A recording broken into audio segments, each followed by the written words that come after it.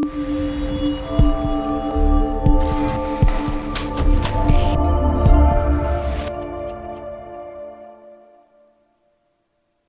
the fourth season, the 19th episode, The Real Word. Shout out to everybody who's been watching. Shout out to everybody who's been supporting. Shout out to everybody that has helped us to get this far, thus far.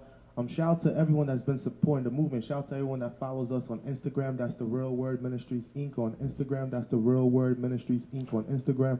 Shout out to everyone that follows us on, that logs into our website. That's www.therealwordministriesinc.org. That's www.therealwordministriesinc.org. We also on Facebook at The Real Word 7. That's The Real Word number 7 on Facebook. We also on the Brick Network every Tuesdays and Thursdays at 1 p.m., 4 p.m. We on the Brick on 12 p.m., 4 p.m., and 1 a.m. So that's every Thursday. Check your local cable listings. What's up, Sanders? Hey, well, what's good? It's your boy, Pastor Santa Cameau, the Big Zo, the Mayor of Crown Heights, Tom Hagen in the building. I want to give a shout out to my sister tonight. Tell the people who you are, my dear.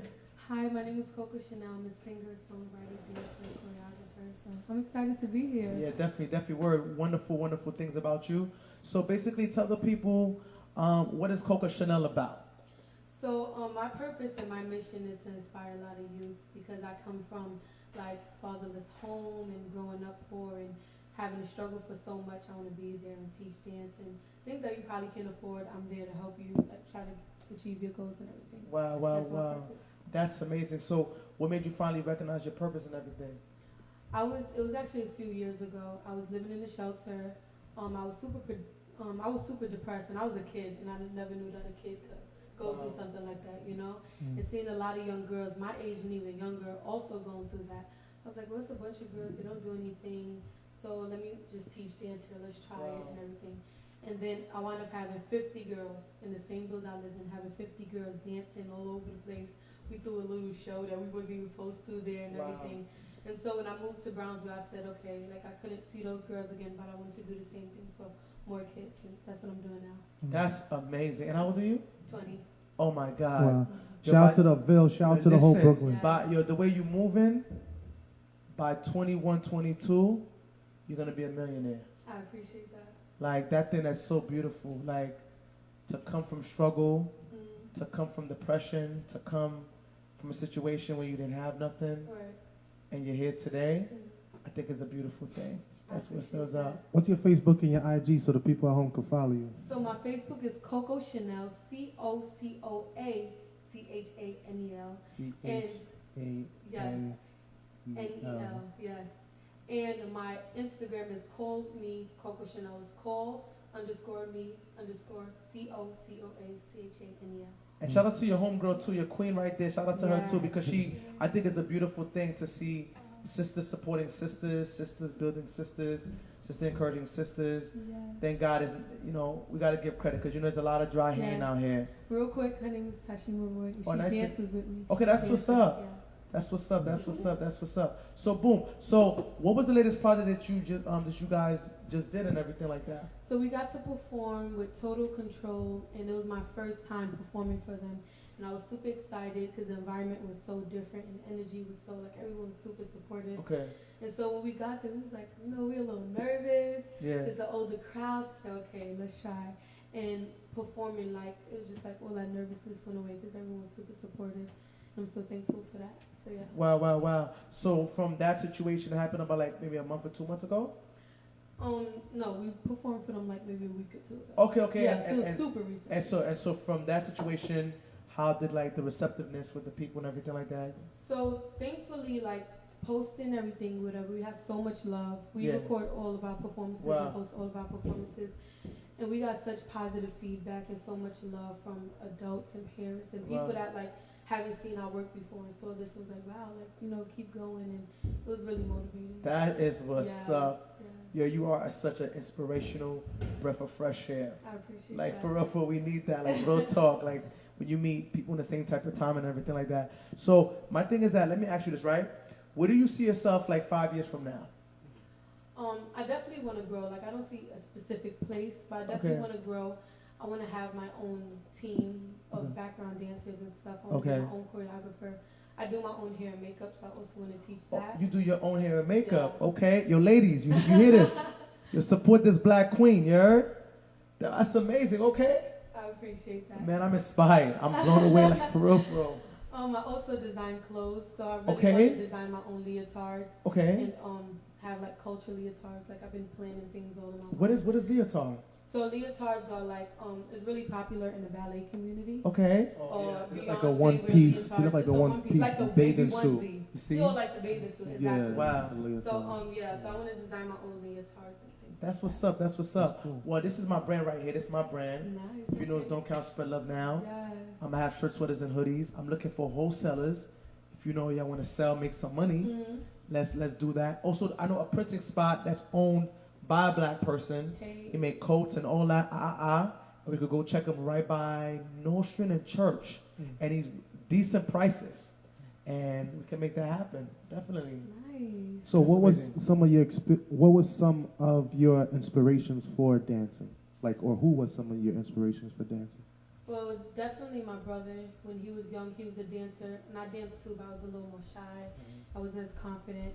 And my mom is a dancer as well, a singer. But as far as like celebrities, definitely like Chris Brown, Rihanna, Oh my God. Beyonce. That's like I heavily seek them. And What about Janet and Michael? that goes without saying. MJ for sure. Do you feel like you're still shy? I think I do get nervous. I don't think We all I'm ever do. gonna not get nervous, but I'm not as shy. Okay. Okay. I'm confident about what I Yeah, do. that's beautiful. Yes. That's beautiful. That's what's up. I wanted to ask you this. So, what is one thing you would want to tell a younger person that's want to get into your field? What would you advise them to do? I advise you to write down everything you want to do, like your goals. Like if you want to sing, if you want to dance, okay, I want to learn how to do ballet.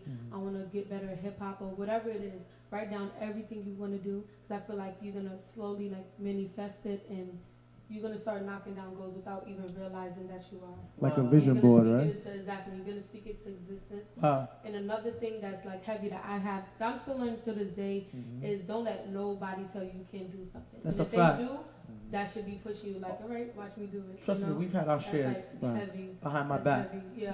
right in my Same. face. So, yeah, definitely write down your goals and Yeah. everything you want to do, and don't let nobody tell you nothing. That's a fact. That's a fact. That's amazing. We actually did that ourselves. We used to write on the board that's on the door, and Yeah. one of our goals was to become a 501c3. Yeah. We did that. Yes. Yeah. Another goal that we had was to get our own website. We did that. Yeah. Another goal we had was to get on TV. We did that. So, a lot of the goals that we did. Right now, we got the goal of doing 50,000 diapers.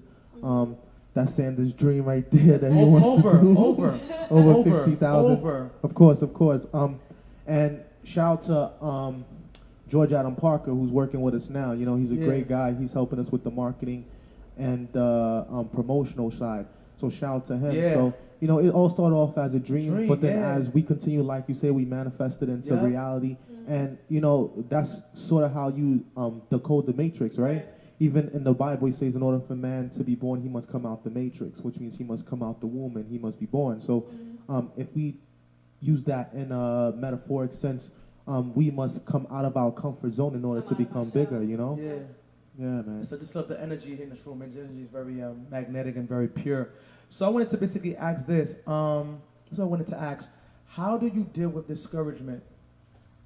I do get, like, as much as I get positive feedback, I get negative. And I do post the negative feedback. I don't put no names or nothing. But I post it just to show, like, of course, there's going to be people that's there for you, and there's going to be people that's not. Yeah. And for me, like, I also see it as encouragement. I try to turn the words if someone say, oh, that wasn't all that, like, you're not really that good. I'm like, okay, so I know I need to work on my performance, so I need to work on.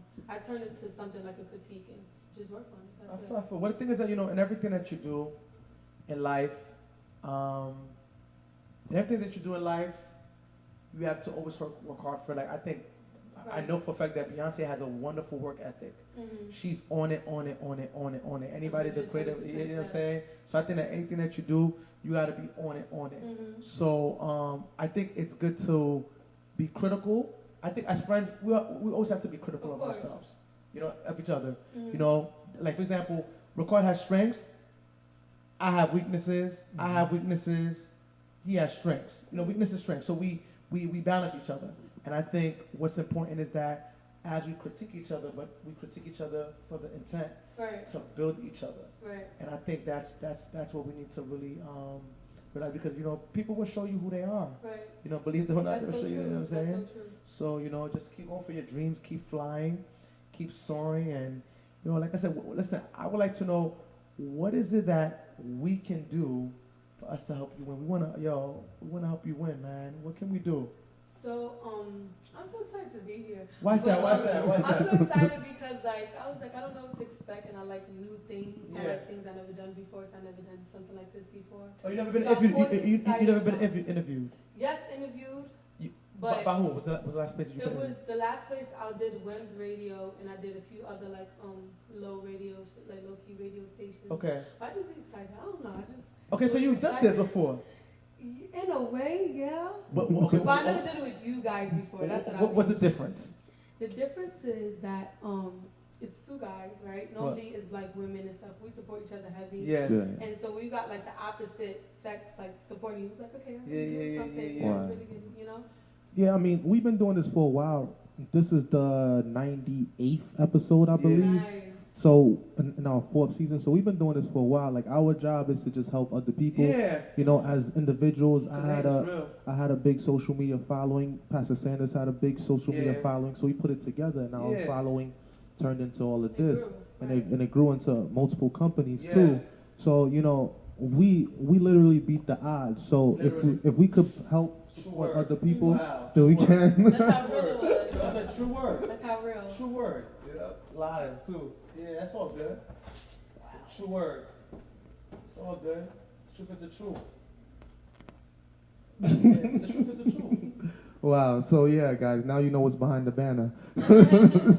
So yeah, it's just a good feeling to help support other people within our community, and to help other people as well build and to grow, and to just help push the movement, and we use this platform as a networking device to meet different people, to bring different people in, and showcase them to the world, So the more people that watch, the more people that join, the more people that come in through the door. It's like a gateway, and then we funnel it out to whoever in the universe that accepts it. Because like I said, man, I just want to just go back, man. Like, your biggest enemy will be your own people. Right. And even if you pay them, they'll still hate on you. I've seen that. Right. Even if they own their own building. I'm not taking shots, but it is what it is. They will it's real. It's real out here. So I think for me, and I think for Rickard, I really don't want to make nobody's path difficult. Because you're really going through your situation, and you're going through your situation. Right. I don't know what's going on. You know what I'm saying? So I want to do what I can to help your situation better, so we can all win. Right. Because I know how it feels, yo. It's real out here. I remember when I started ministry, people didn't take me serious at first because I was rapping. I was rapping from the age of 9 to like 17. I was in the streets from 19. So when I transitioned, even my mom at first didn't believe me. But when she heard me speak, she started crying. My father heard me speak, he started crying. So, I said, it's real. I baptized my little brother too. Wow. You know what I'm saying? Yeah, it's real. So, when Catch heard I went to be a pastor from my block, they was like, yo, bro, you sure you want to do this? I'm like, yeah, I'm sure I want to do this. They was like, don't turn me. I'm like, I'm not going to turn me. But they used to always say, please don't forget where you come from. Always told me, please don't forget us. And, going to school, coming back. Now, I'm not really like speaking as much. I'm really focused on my neighborhood now, focused on my community. It's really reassuring to them, you know what I'm saying? So I'm just letting you know that, at first people will doubt you because they used to see you doing this. Then when they see you transition, they're like, yo, this is who he is, you feel me? I'll tell you this one, just to encourage you. We did our first crusade when I was like the age of 17. It was me, like 4 other young people. So we used to always preach across the city. And get a lot of other people to speak. So they told us behind our backs, not in front of my face, that we wasn't going to do a crusade. Wow. And we did our first youth crusade right in Empire, New York Avenue. Wow. And we baptized over 25 people. I brought over 5,000 people to the Lord. Wow. Yeah, so I'm just letting you know that, you know, what you may feel is impossible, God will make possible for you. You know, when God closes the door for you, no man can open it. And when God opens the door for you, no one can close it. And a perfect example is Noah. You know Noah, right?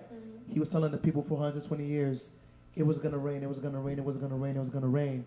It never rained. It never rained at that time. Right. How the trees and the flowers would grow is there would be a mist in the bottom that would grow it. This is for you. This is for you to let you know that you're going to go far. And for you too, my sister. So they was laughing at him, they was joking at him, they was gesturing him. God gave Noah instructions to build the ark, but he never told Noah how to close the ark. That's the word for you guys who are watching. So boom, right? So God gave instruction, 2 by 2, male and female, male and female, male and female of animals go in. God closes the ark. Noah does not close it. God closes it. The Bible says it began to rain. And it was crying out. Noah, the Bible, if I was Noah and they were crying out, I would have told God, let them die. But Noah said, Noah tried to plead, but it was too late. So why would you let them die? Man, I don't know. I don't know. I'm a little. You watch the Canta Monte Cristo? You watch the Canta Monte Cristo or Delusionist? You guys gotta watch the Canta Monte Cristo. No? The Canta Monte Cristo basically is about a guy who was naive. He had a friend who had more money than him. He was jealous of him, right? And after that, his man tried to plot, Elizabeth tried to plot over his girl. Ain't that crazy? I just said, yo, you gotta watch that. You gotta watch that movie. I feel like I'm Dantes. I mean, that's him. And after that, like, he got him into jail, lied on him. And after that, he went to jail for like 15 years, right? Then after that, he came back and he got his revenge. And like, literally got his revenge. But after he got revenge, like, God basically just like, you know, was like, you know, he became whole again after. So that's a good movie to watch. It's a movie to let you know, like, don't doubt people, period. And if people have more than you, they'll feel a way about you. But anyway, I say this to you is because at the end of the day, like, yo, God has a plan for y'all. God has a plan for y'all. The doors that God is about to open for y'all, no man gonna close. And be like, yo, how did they get here? Yo, it's God's plan. You feel what I'm saying? So that's what I wanted to encourage you by. Speaking of that, right?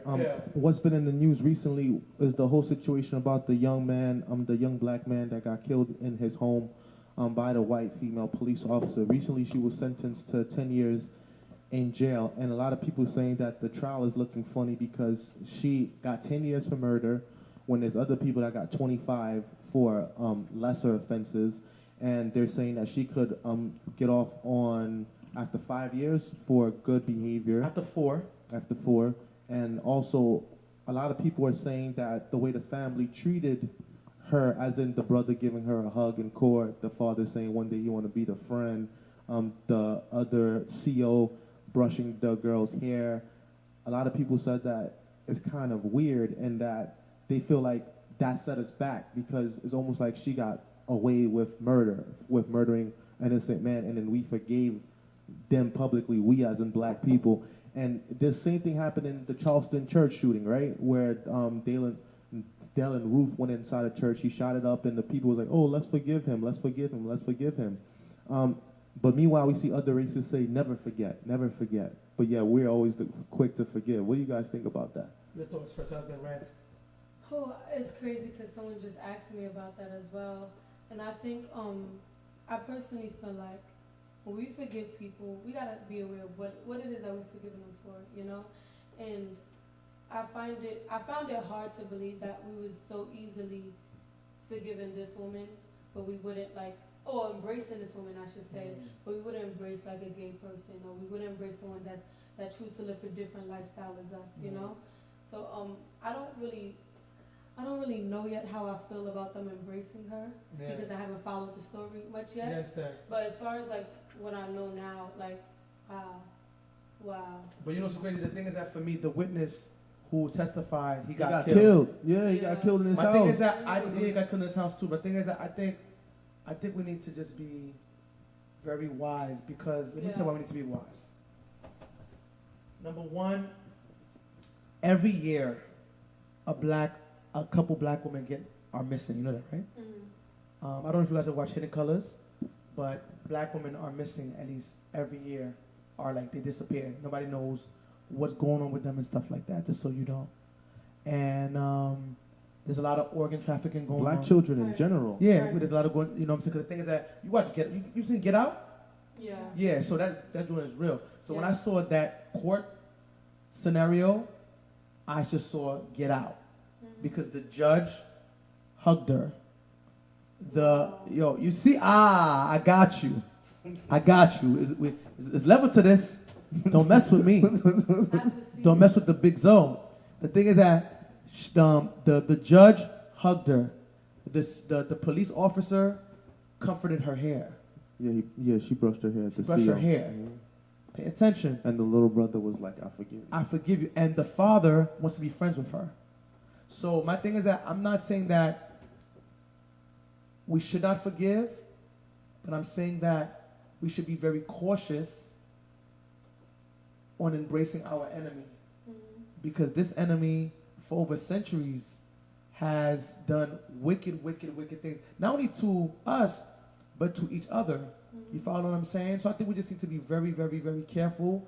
We need to protect our own. We need to build our own. We need to look out for our own. And we need to put our energy for all these Crips, Bloods, and folks who's killing each other. We need to put our energy on those who are really killing us. I'm just saying. So why do you think that energy is displaced right now? As in, like, there's always been a lesser value on the life of a black man versus the life of others. Why is that? Because of the mere fact that psychologically, I want to read this to you. It's by the Ku Klux Klan. It's called A Salute to Gangbangers. But while I read that, I'm going to blow your mind. Salute to gangbangers. But before I do that, I don't know. Anything you want to say, Queen? No, I really want to. I'm really interested in what you want to you ready? Are you ready for this? I'm ready. All right. This is by a Ku Klux Klan member. Bangers, salute to gangbangers, Ku Klux Klan. How do you feel about the ADOS? The ADOS is the ancient descendants of slaves. The African descendants of slaves. I got you. What's that? What? No, I was going to ask, what do you think of the ADOS, the African descendants of slaves? Basically, they're saying that blacks are owed reparations in America. What do you guys think about that? You didn't own reparations, because at the end of the day, blacks contributed so much to the society. Right. I mean, what is it that we haven't contributed? We haven't contributed. Right. You know what I'm saying? I gotta give a shout out to my man Fat Joe. He's right. All music was created in Africa. So what about Donald Trump saying that America was built on the backs of blacks? He actually said that. So what? But it's true. It's true. I agree with that. It's true. All right, boom. You guys are ready? Yeah, go ahead. All right. Hope you're ready for this, baby. Baby, don't trip. So lower your tone. I told you I'm hip, baby. Okay.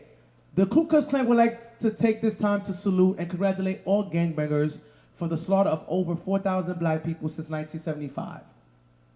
You're doing a marvelous job. Keep killing each other for nothing. The streets are still not yours. They put the word nigga, of course. It's ours. You're killing each other for our property.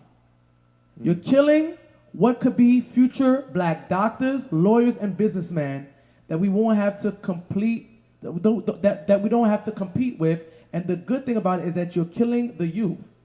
So now we won't have to worry about you, use the word nigga, in generations to come. We would further like to thank all the judges who have ever sentenced those niggas to prisons.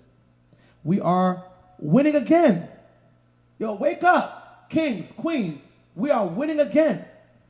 Pretty soon we will be able to go back to raping your women because all the men will be gone. That's deep. That's what they said. So you gang members, keep up the good work. We love to read about the drive-by shootings. We love to hear about how many niggas get killed over the weekends. Yo, this is the reality, my guy. We can't tolerate the niggas with the jungle fever for now because that further breaks down your race. So for all you kings out here who's dogging black women, who want to celebrate the white woman, and I'm not against dating black. Listen. I have family that are white. I have family that are Spanish. I'm not against that. But for all you guys who's dogging a black queens, I think it's cool to dog them out and say, well, the white woman is better than the black woman, and I celebrate your black woman. Don't get me wrong. If you meet a lovely woman, you feeling her, do your thug dizzle. You know what I'm saying? Nothing wrong with that. You feel me? We're not knocking that. But I really believe the black queen. Right. You see what I'm saying? To all gangbangers across the world, we don't love you niggas, but we appreciate your gangbangers. You are doing a wonderful job in eliminating the black race. Without the men, your women cannot reproduce. You hear this? Unless, of course, we do it for them. Ain't that something? All right. Then, almost done. Okay. No, it has to be read. Then we will have successfully eliminated a race thanks to your help and committing to killing each other.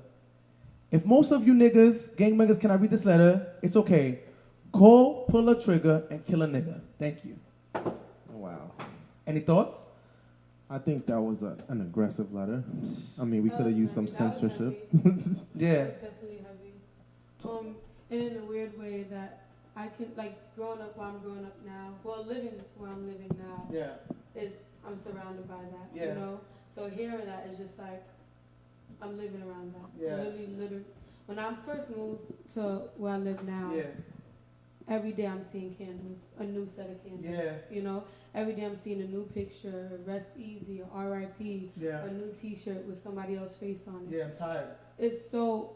It reminds me so much of home right now, you know, and it's so sad because like this is not just going on in my neighborhood. Everywhere. It's not just going on in New York, you know. Everywhere. It's going on everywhere. And we've been going through this forever. Yeah. You know, and I feel like it starts at home and it starts at school and stuff, and we still learning about slavery. That's one thing I always brought up, that like as I change and once I get to higher grades, my math would change, my social study topics would change. Wow. But we still talk about slavery. You know what I'm saying? My science topics would change. Yeah. My math change and get harder, and I'm in high school still learning about slavery, you know? And 1 month for Black History. Right. So, exactly. So, it's so crazy because, like, it's very aggressive, but it's so true. You know what I'm saying? We're doing the work for them, basically. Yeah, we are. We're working for them. That's exactly. They just have to sit back and watch now. But I want to add on the bright side. I want to give a shout out to my man China Mac and a couple other guys, a couple of Crips, a couple of Bloods that work for SOS and GMAC. They're basically an organization.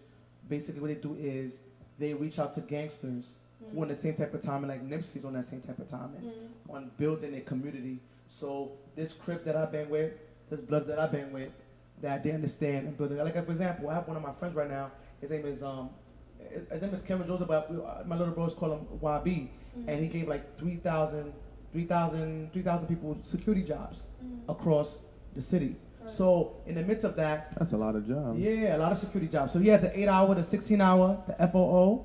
For those who want their security license, everything is plugged in. So the thing is that in the midst of that, there is positivity. You know what I'm saying? I understand like the majority, that's what it is, but there's brothers out here and sisters out here who actually, I think we just need to maximize, we need to get this breach and really make a difference in our community. Of course, it's not everyone that's in gangs, it's not everyone that live in the hood like that goes even if you're a gang, but they're actually those who are actually building. Yeah, of course, that's what I'm saying. So, of course, not everyone that's in the gang is into violence and only trying to, you know, size people up and everything. Like, there's people that's like, I joined this because it's a family for me. Yeah. And they want to inspire kids, like, yo, don't do that, do this. You know what I'm saying? And we're smart. You know what I'm saying? Like, we go through, there's times where, like, we might put ourselves in situations that may not be the best, but you have a plan and you working to grow yourself through it, you know? So I don't want to say that, like, of course, all gangs and No, of course not. Not true. That's not true at all. It's not true. It's a good dude. What was read is, like, it is heavily true. Yeah. It's definitely heavily true. And me seeing it, that's how I know it's true. A lot of gangs, they lost, I guess, their original purpose, you know, which was to protect the neighborhood against the KKK. And ironically, they're out here doing the work of the KKK, which is, I feel like, a travesty. I feel like most of these young black brothers and even some young black sisters that join gangs, like you said, they join it for a sense of belonging, to feel like there's something, part of something bigger. And I can say that it's kind of our fault as the elders and the older people, because we didn't leave much for them, you know, as in, like, even us, if we didn't create the Real Word, right? If we didn't create the Real Word Ministries, we don't know that much people with that own businesses that did it before us, at least not people that came from where we came from. Facts. So now there's people coming after us that are like, Rickard and Sanders did it, so I could do it too, you know? And the more the company grows, then we could employ other people too and put them on. So, you know, us and ourselves, we're living testimonies. We're inspiration to people, you know? There's people like Michael Jordan that made billions, literally, but he don't really come back to the hood. He don't really give back, you know? I grew up in the hood. Sanders grew up in the hood. Sanders is from Crown Heights. I'm from Bushwick. I grew up in Bushwick, then I moved to Canarsie up until I moved out of Canarsie to, you know, and we seen it all, you know. We've lived a lot of different lives and did a lot of different experiences, and it is unfortunate. I work in Brownsville now. I work by Atlantic and Sacman, right there in the hood. Like, I actually work at a shelter right now, you know, and I've seen poverty, and I feel like I just want to thank God for helping me to see the different ways that people live. You know, I've worked in Newark, New Jersey. I've worked in Far Rockaway. I've worked in South Bronx. I worked on Jackson Ave, Jackson and Westchester, right by Jackson Projects in the South Bronx. So I've seen it. You know, I've done home visits. I've been to those people's houses. I've seen how people live. You know, I've lived it myself. You know. So there is hope, but it takes a lot of focus. It takes a lot of work to do. And there's a lot more things that can distract you from that focus. And if you don't have positive people in your life to help you focus, then it's easily to be led astray. You know, I thank God that I had a lot of good mentors, a lot of good men. You know, most of the men that I knew that looked out for me was teachers, you know, some people in the church, some older dudes that I've met here and there, and some older dudes that I even know now, and they used to tell me, "Yo, you're a king. You're chosen. Like, you're gonna do something good." And I'm like, "Yo, what are you talking about?" And it was a point where I just wanted to get high, party, you know, deal with girls, fool around, get fast money, and do me. But then, like, as I grew up and the level of consciousness grew, and I started to understand that, okay, there are people following me whether I like it or not. You know, I started to lean more towards the positivity. And when we start leaning more towards the positivity, there's even more people following us, you know? And you can see that, obviously. So what we're trying to do, the bigger picture of even the whole company, the whole show, and the whole not-for-profit is to help those in need, those that are living in poverty, those that's living under the 200% poverty level, those that are in disenfranchised communities that need the assistance that people have basically forgotten, you know? I'm currently studying clinical social work, and what we do is we do a lot of case study paperwork. So I literally write papers, and I review numbers and statistics about people that live in certain neighborhoods. And I've actually wrote 3 papers on Brownsville. Brownsville was named after a guy named Brown, like that's why it's called Brownsville. So basically, he wanted to create a town that gave people an alternative from the city. But because it was so far from the city, not a lot of people wanted to live there because it was so far out. So at first it was a bunch of Jews that weren't making much. But as the Jews started to make more money, they moved out. And then as blacks, you know, blacks from the South and blacks that were low income, they started to move into the neighborhood, and they lived in like tenement buildings. Like, you know, those eventually evolved into the NYCHA buildings.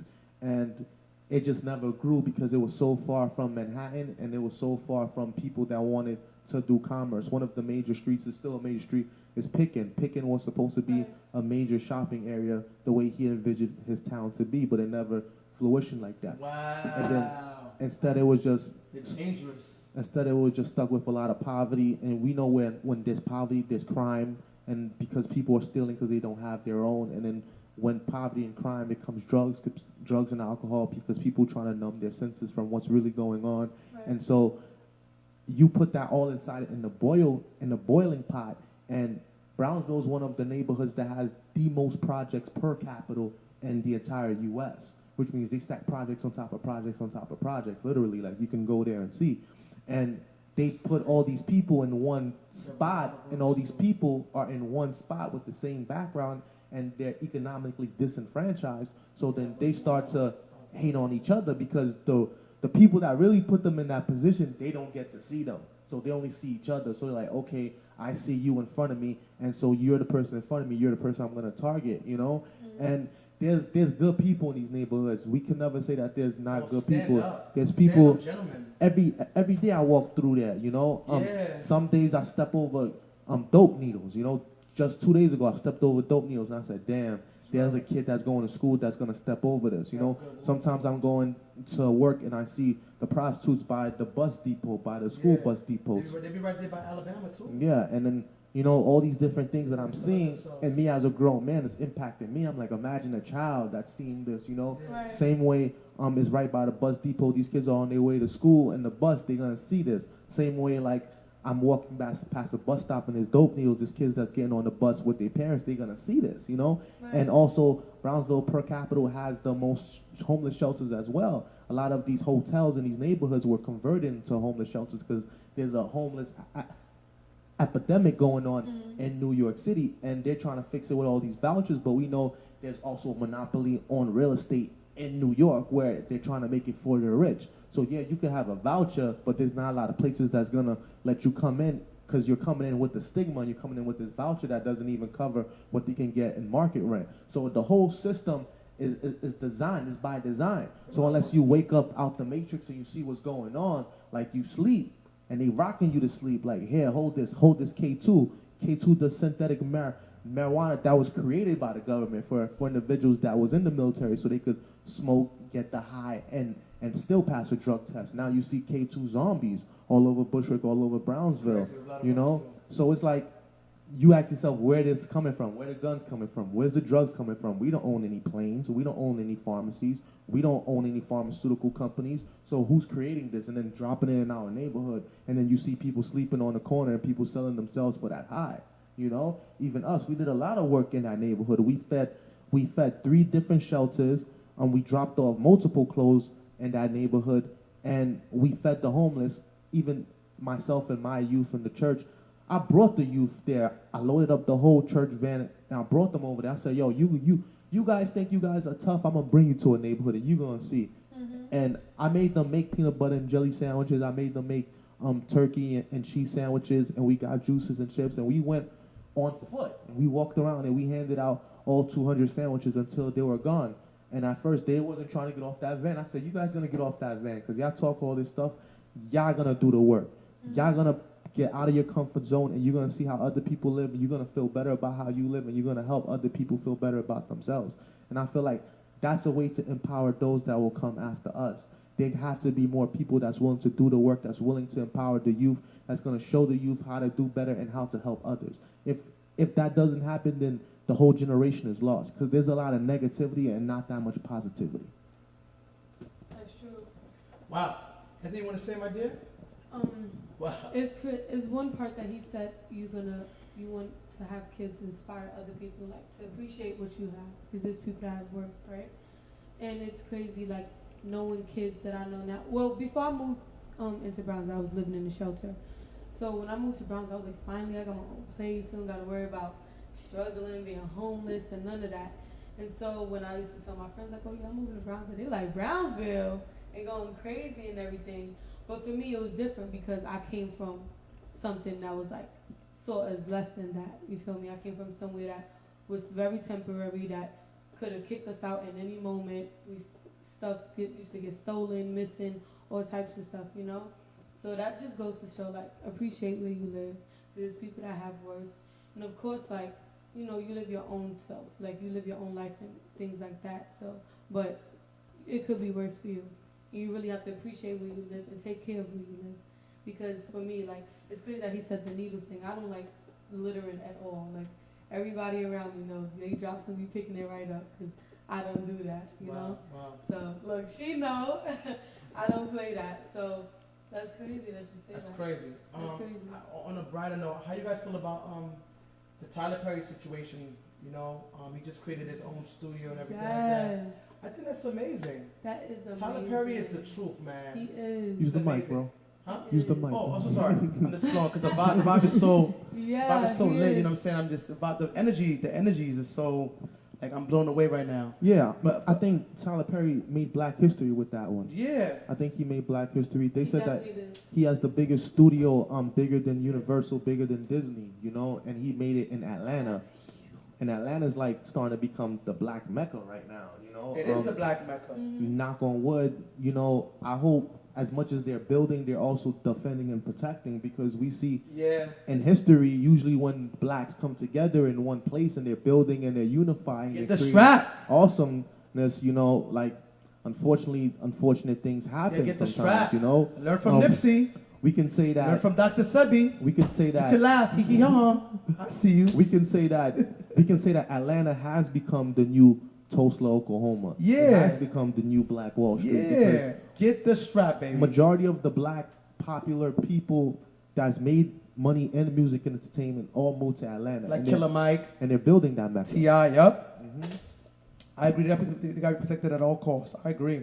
And it's good to see how all the blacks came out and they supported, you know, Right. Beyonce, Oprah Winfrey, yeah. you know, all these Denzel people. Washington. Yeah. Yeah. And I think it's also amazing because he just got his star as well. Yeah. Like around the same time. Yeah, So he's amazing. He's doing it right now. He's on the same type of time. He's on top right now. Yeah, he is on top right now. He's always helping people. He was giving people opportunity. I think he gave Taraji her first meal.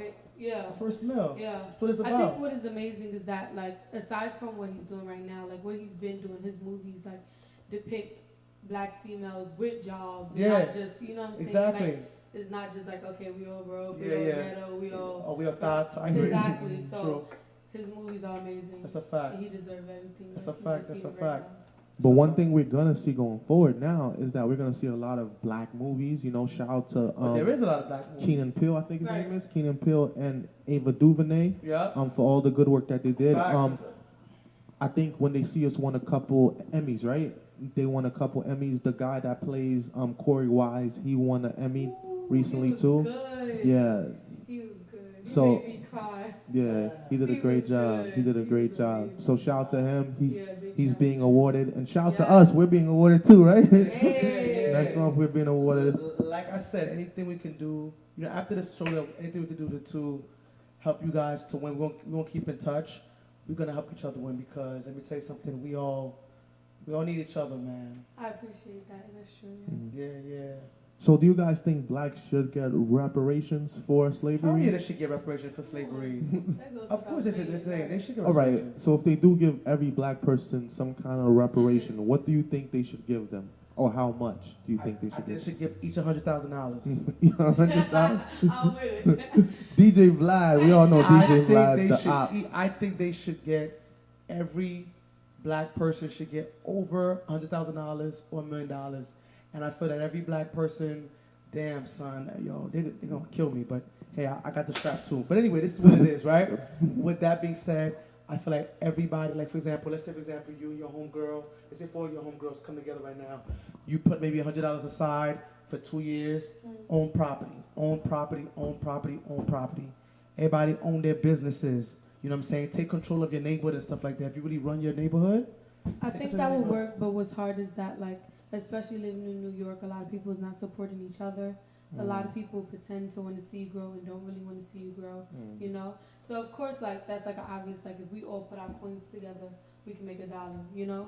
But if everybody's trying to, like, you know, this mine, I'm not trying to help you, then nobody lifting each other up. But I don't Everybody's going to stay on the same. I don't think we're on that type of time, man. I think we're on a different type of time. And I think in the midst of that, there is a few of those who understand that Right, teamwork of course. makes the dream work. You know what I'm saying? So wait, what about what DJ Vlad said that reparations should be that every black person that goes to college get free tuition? What do you guys think about that one? I think everybody should. Yeah.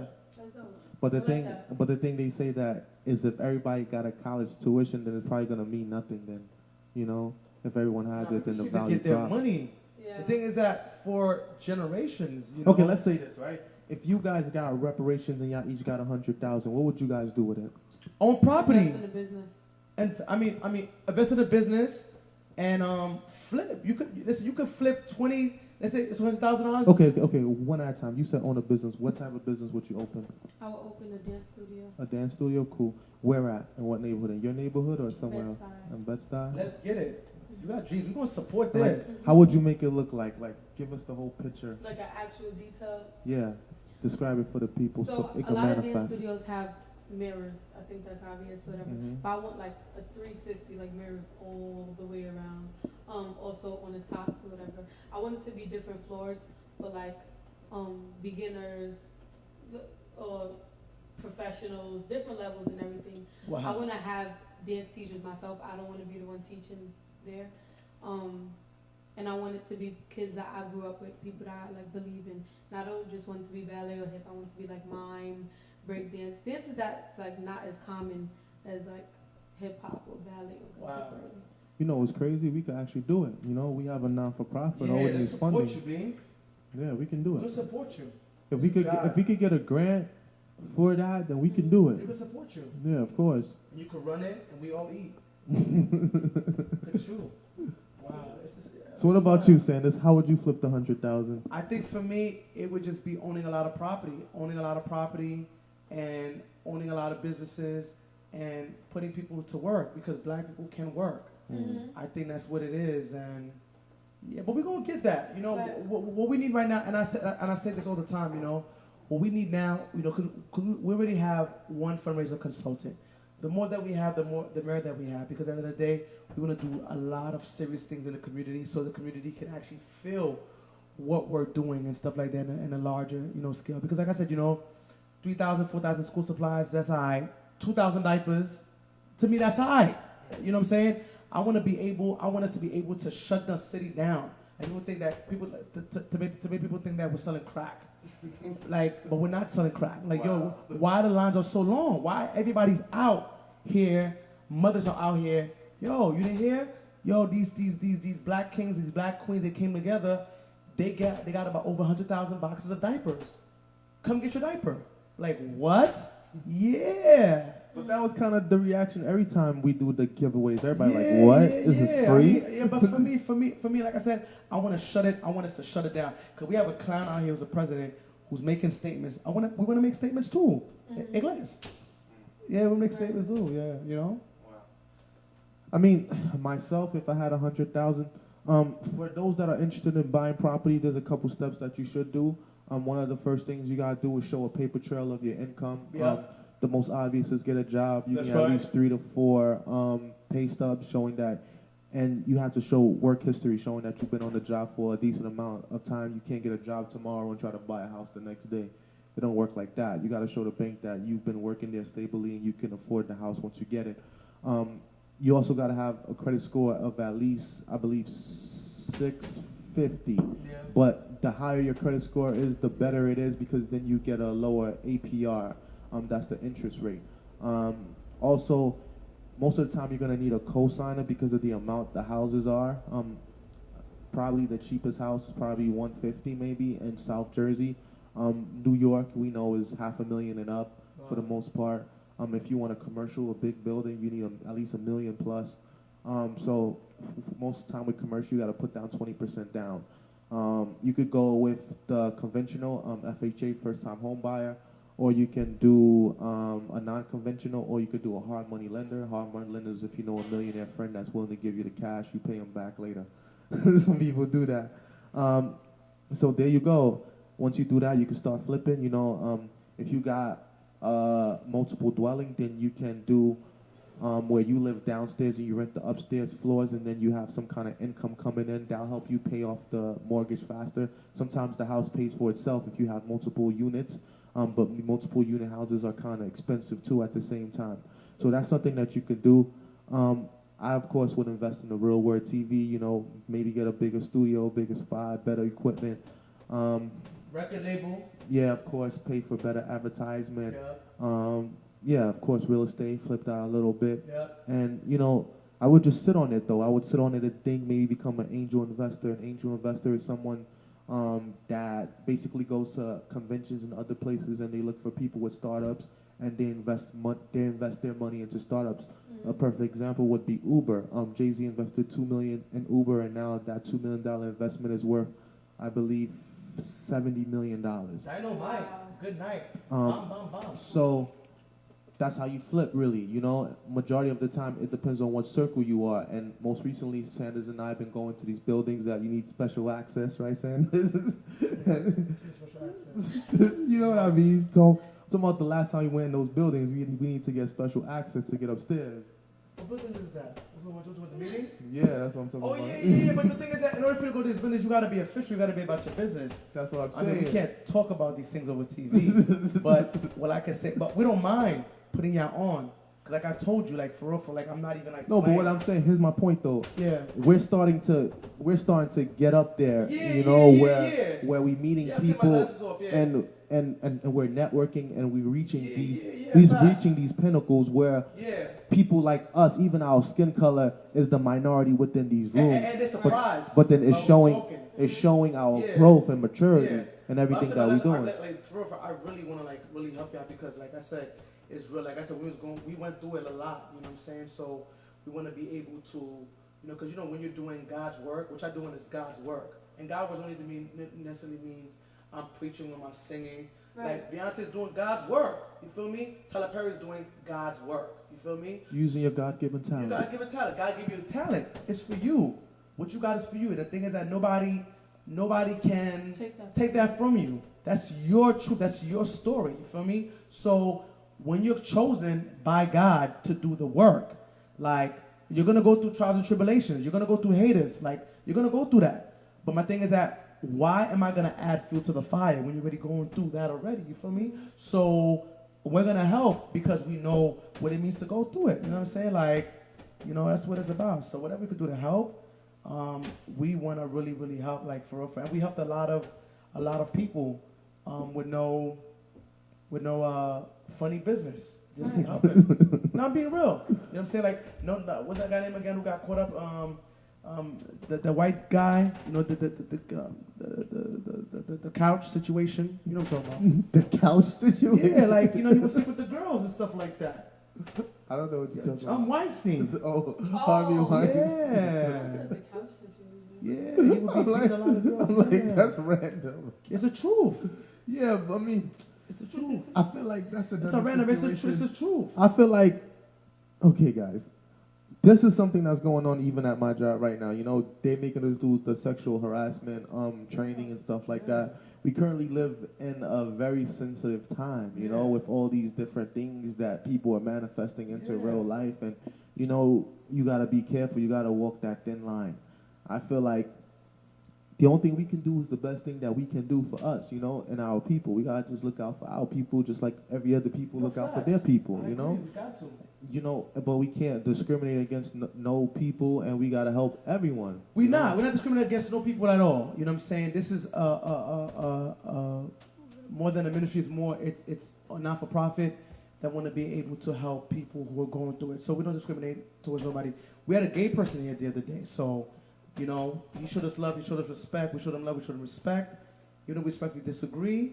It's all love with us and everything like that. So we don't discriminate towards nobody. That's real. Yeah. Yeah, I mean, just be the best human that you can be. That's it. So we go over. What Like, time is it right now? it's 8:22 p.m. We could do closing thoughts after this last question. Wait. Any questions you want to ask us? Okay, so what is both your roles in here? Or do you have to do the same thing? That's a very good question. What's your role, Sanders? What's your job description? Well, I'm the co-CEO. I mainly focus on, it's a lot of things that I do, but my favorite thing that I like to do, the two things that I like to do with regards to this business, I love to connect. I'm very good with people. So I can go into a room and Public relations. Yes, I'm very good. I'm very good with connecting with people. He has the gift of gab. Yeah, I'm very good with that. That's his talent. I go to a room and I could just brighten your day and make it happen and just connect. So I'm very good with that, and I'm good in all settings. I'm not just good, just like even the like the Crips and the Bloods that have been, they're like little lambs when they're around me. Like, oh, yo, pastor, say your crack was cracking, cause pastor's here. Yo, pastor, let me get a hug, pastor. The God vibe, yo, you got that God vibe. Look at that God vibe. So that's the energy that I put. I could see myself like later on in life. And I could see like Meek Mill and Jay-Z be like, yo, the pastor's here. Yo, what's up? Yo, pastor, we need that vibe. You know what I'm saying? Yeah. So You got the Rock Nation, bro. You know what I'm saying? You know, yeah, I'm not doing too much. You're like, yo, that's the pastor right there. Speaking of that, I actually received an email about this convention that Rick Rubin and Meek Mill are doing in the city. They invited me. It's about 1,200 a seat though, but it's kind of steep. I was thinking about it. I was like, I don't know, but it'll be a good opportunity to network. I think you should do that. I think it's an event. You should do that. But boom, in regards to that, It's a 5-day event. Yeah, so I think you should do that. I think too. the connection was endless. But that's really my thing too.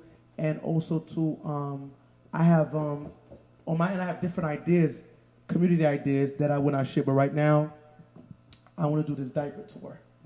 I want to give over 1 million mothers in the city diapers. That's what I want to do for all those mothers, you know. So I know diapers are expensive. I know baby formula is expensive, so I want to be able to do that.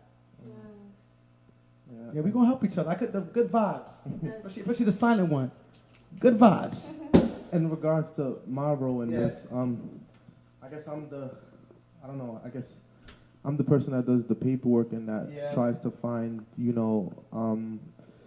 the movers and the shakers, I try to get us in the rooms, Once we in the room, he brings the people in. That's it. So that's what we gotta do, And it's like, Sanders come up with that idea and I come up with how to make it work, Sanders said, let's do community service. I'm like, all right, but let's do it bigger. Let's do a not-for-profit. He said, all right, let's do that. How are we gonna do that? I said, I don't know.